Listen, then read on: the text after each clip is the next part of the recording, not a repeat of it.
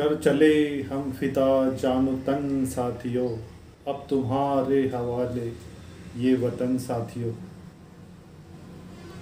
हमारे देश में ऐसे कई वीर हुए हैं जिन्होंने स्वतंत्रता के लिए अपने प्राण न्यौछावर किए और आज़ादी में अपना सहयोग दिया।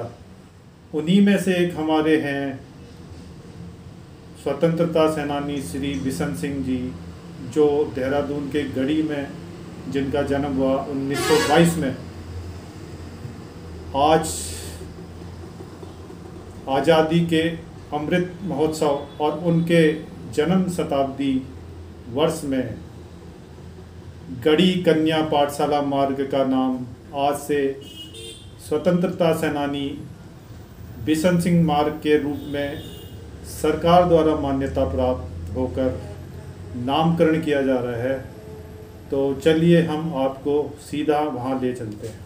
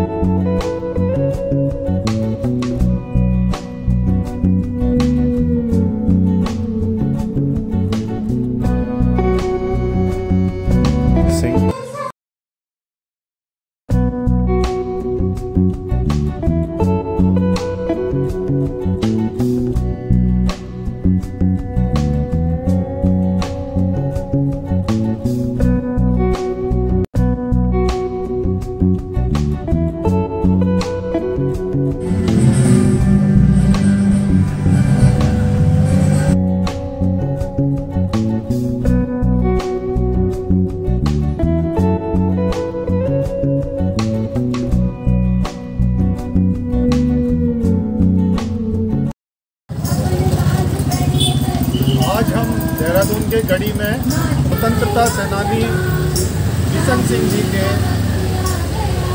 जो घर है उनका यहाँ पर, उनके घर के आगे जो सड़क जाती है उसका नामकरण उनके स्वतंत्रता सेनानी श्री बिशन सिंह जी के नाम से हो रहा है और जिसका उद्घाटन डिप्टी जी जनता कर रहे हैं। और साथ में है स्वतंत्रता सेनानी बिशन सिंह जी के उनको गर्व होगा पुत्र ब्रिगेडियर अजय।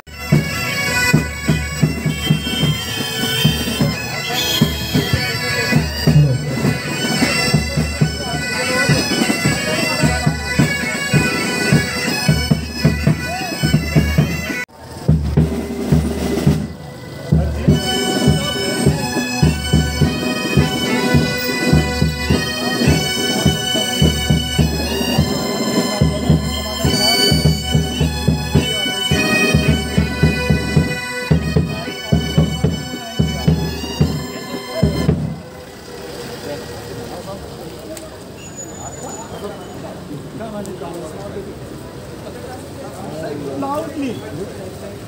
Yes.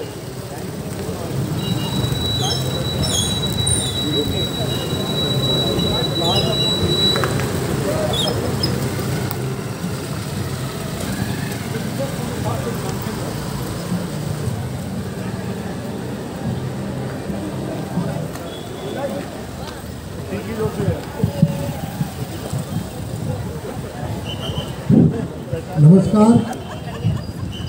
आज के इस विशेष कार्यक्रम में आप सभी गणमान्य लोग शामिल होने के कारण मैं आपका हार्दिक अभिनंदन करता हूं। जैसा कि आप सबको पता है कि आज पूरा भारतवर्ष अमृत महोत्सव मना रहा है। इसी कड़ी में आज गढ़ी कैंट में ये बहुत गर्व की बात है कि स्वतंत्रता सेनानी श्री बिशन सिंह को सम्मान देते हुए उनके कार्यक्रम का उपयोग किया गया है। हमारे बीच में इस वक्त मुख्य अतिथि के रूप में ब्रिगेडियर अनिर्बन दत्ता, सेना मेडल, डिप्टी जीओसी सवेरिया और प्रेसिडेंट गढ़ी कैंट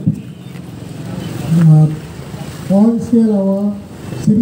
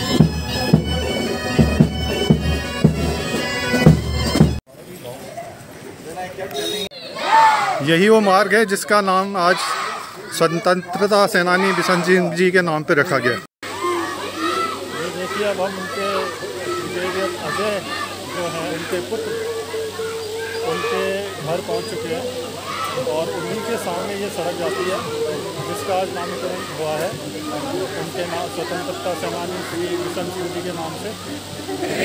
जय हिंद, जय हिंद। भारत माता की जय, भारत माता की जय, भारत माता की जय। Thank you everyone once again.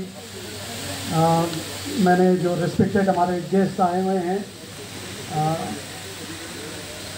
अभी मैं थोड़ा समय लेते हुए अपने पिताजी के बारे में उन्होंने किस प्रकार से अपनी आज़ादी की लड़ाई लड़ी और जिस उपलक्ष्य में हम यहाँ इकट्ठे हुए हैं उसके बारे में बताना चाहूँगा।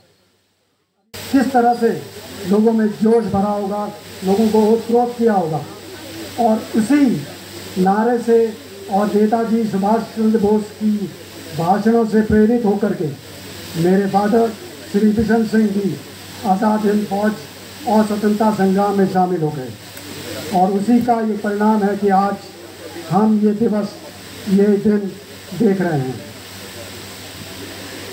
अभी बैकग्राउंड उनके बारे में, उनका जन्म इसी जगह में 1922, ये एक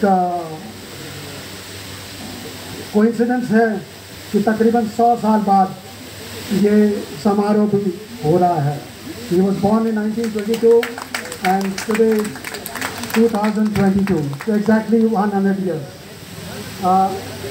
परिवार में वो सबसे छोटे थे, 6 भाई बहनों में यहीं उनका जन्म हुआ, यहीं पहले प्राइमरी स्कूल में पढ़ाई की और उसके बाद में मैट्रिकुलेशन उन्होंने उस समय के मशहूर, जो लोग पुराने हैं उनको मालूम होगा, मिशन स्कूल कहलाता है। मिशन स्कूल से उन्होंने 10वीं की कक्षा पास की 1939 में और केवल 18 साल की उम्र में 1940 में फरवरी में वो 29GR में शामिल हो गए। और ये दूसरा कोइंसिडेंस है कि 29GR इस समय यहाँ मौजूद है और 29GR के ही one of the commanding officer brigadier Anirban Datta is here and of course Charlie Sothius यहाँ थे, अभी वो निकल गए because yes some other engagement.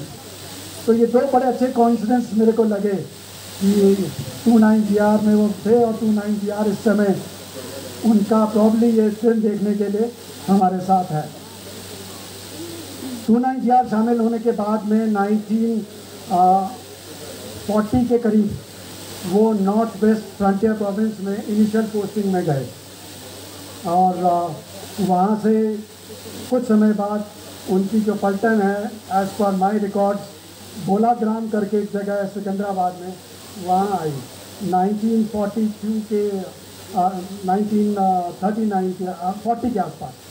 And then वहाँ से 1941 तकरीबन सितंबर मंथ में ये लोग मुंबई आए और मुंबई से सेल करके समुद्र के रास्ते से मलाया में गए। मलाया में उस समय जो था सेकेंड वर्ल्ड वॉर चल रही थी, शुरू ही हुई थी तकरीबन 1940 के आसपास। और 1941-42 में उस समय जापानियों का पलड़ा जरा भारी था, एलाइड फोर्सेस अंग्रेजी सेना का जो था बोलबाला कम था, और इसी कारणवश उस लड़ाई में 29GR के साथ लड़ते हुए वो POW हो गए 1942 में फरवरी मंथ में। तकरीबन 7-8 महीने वो POW रहे जापानी सेना के नीचे। उस समय 1942 के सितंबर मंथ के तकरीबन सुभाष चंद्र बोस मलाया आए और उन्होंने वहाँ पर जितने भी PW थे उनको रीग्रुप किया और आज़ाद हिंद फौज का नाम दिया। उनके भाषणों और जो नारा उनका था, तुम मुझे खून दो मैं तुम्हें आज़ादी दूंगा, उससे प्रेरित होकर के उन्होंने अपने आप को INA में शामिल करवा दिया। कुछ और लोग हमारे यहाँ पड़ोस के भी लोग थे जो उस समय उसमें गए थे, तो वो उसमें शामिल हो गए। तकरीबन 1.5-2 साल बाद पलटन जो थी वहाँ से 1944 के आसपास ये बर्मा कैंपेन में शामिल हुई आज़ाद हिंद फौज जापानियों की तरफ से।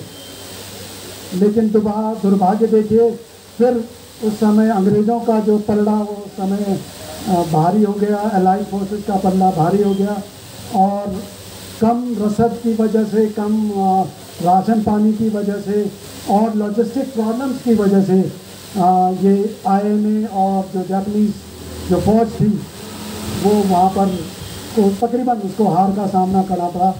और मेरे फादर बाकी लोगों के साथ में 1945 में फिर दोबारा प्रिजनर ऑफ वॉर हो गए, लेकिन इस समय वो अंग्रेजी सरकार या ब्रिटिश आर्मी के नीचे PW रहे।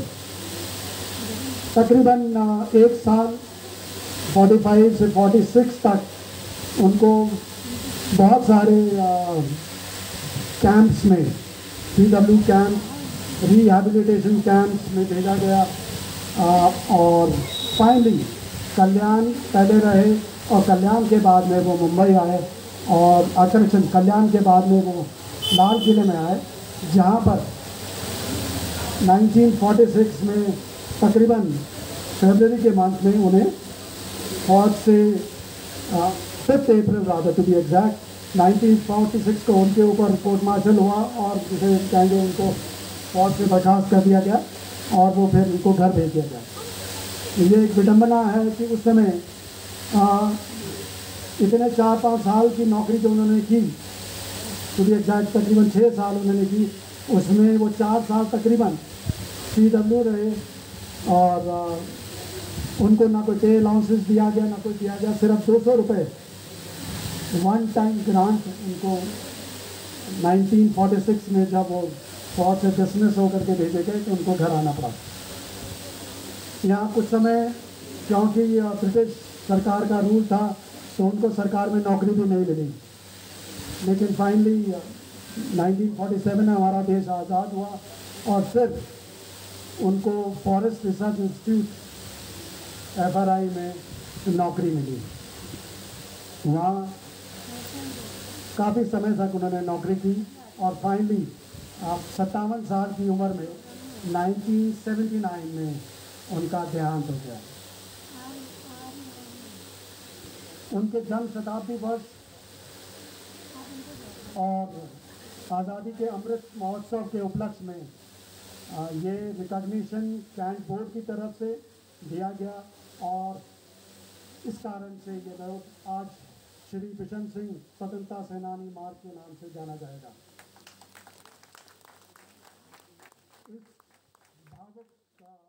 प्रेसिडेंट कैंटोनमेंट बोर्ड और chief executive officer cantonment board को, जिनके कारण ये रोड उनके नाम पर पड़ सका। आज इस अवसर पर मैं अपनी मदर को बहुत मिस कर रहा हूँ। काश वो होती तो उनको बहुत सुख पहुँचता, उनको बहुत खुशी पहुँचती, लेकिन ये ईश्वर की विडम्बना है कि वो 2 साल पहले तकरीबन हमको छोड़ कर चली गई। लेकिन वो जहाँ पर भी हैं हमें ऊपर से आशीर्वाद दे रही होंगी और खुश हो रही होंगी कि ये उनकी लेगेसी को, मेरे पिताजी की लेगेसी को हम आगे बढ़ाए हैं। Thank you everyone. मैं आप सबको धन्यवाद देता हूँ। जय हिंद, जय Gorakh. Brigadier Ajay sir, general Pradhan sir, Mr. Tarun Vijay, I had not come here prepared to speak, but after hearing this fascinating story of trial and triumph over tribulations, I just could not stop myself from being here and saying a few words. A warrior is a warrior, and I'm honored, sir, to have heard this story, this fascinating story. When you came and met me and told me about your father, you possibly did not know about my connection with 2nd 9 GR, and you possibly did not know that 2nd 9 GR was here. Hearing how he went through battle not once but 3 times and went to 2 prisoner of war camps and came out so much stronger is indeed inspiring.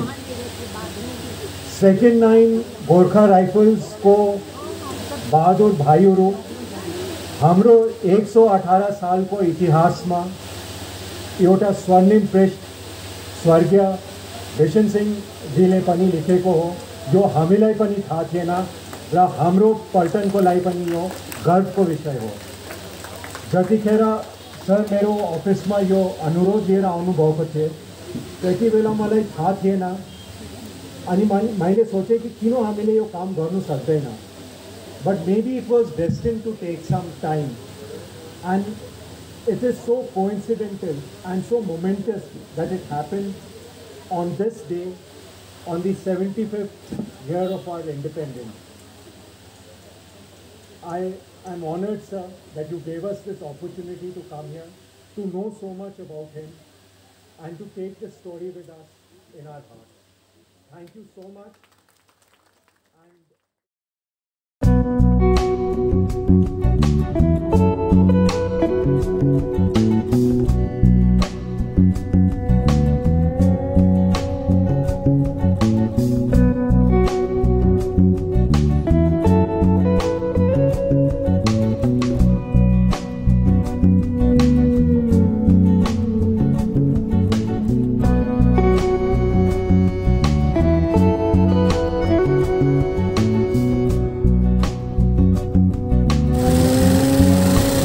स्वतंत्रता सेनानी बिशन सिंह जी का आवास, जहाँ पे वो पैदा हुए थे 1922 में, और उन्हीं के सामने जो सड़क जा रही है इसी का नामकरण आज स्वतंत्रता सेनानी बिशन सिंह मार्ग पड़ गया है, जो देहरादून के गढ़ी क्षेत्र में पड़ती है।